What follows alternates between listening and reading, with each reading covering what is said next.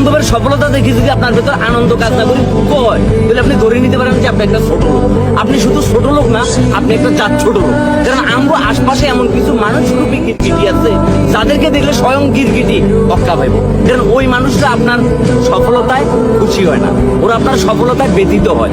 যারা প্রকৃত পক্ষের ছোট লোক তারা দেখবেন যে যখন আপনার আশপাশের কোনো মানুষ উন্নতি করবে, কোনো মানুষ সফলতা লাভ করবো, তখন তারা খুশি হওয়ার বদলে, আনন্দ প্রকাশ করবার বদলে তারা মনটা খারাপ করবে। এর ছোট লোকেরা অন্য, যে লোকটাই যে সফল হয়েছে ওই লোকটা কিন্তু কষ্ট করে পরিশ্রম করে একটা জায়গায় আসছে।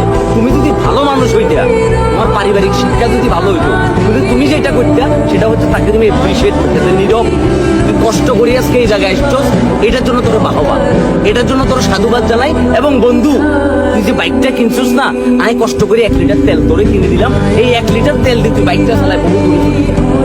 এটা হচ্ছে প্রকৃত বন্ধুর কাজ। কিন্তু আমাদের আশপাশে এমন কিছু মানুষ আছে, এগুলো সবসময় এমন একটা ভাব করে দেখবো যে না, তোমার সফলতায় তারা প্রচন্ড পরিমাণে খুশি, তারা প্রচন্ড পরিমাণে আনন্দিত। কিন্তু বাবুরে, যদি ভেতরটা কাড়ি দেখাইতে পারতাম, তাইলে বুঝতে যে আসলে তুমি যখন কোনো কষ্ট করে সফলতা অর্জন করো, তখন তারা আসলে ভেতরে ভেতরে এতটা কষ্ট পায়,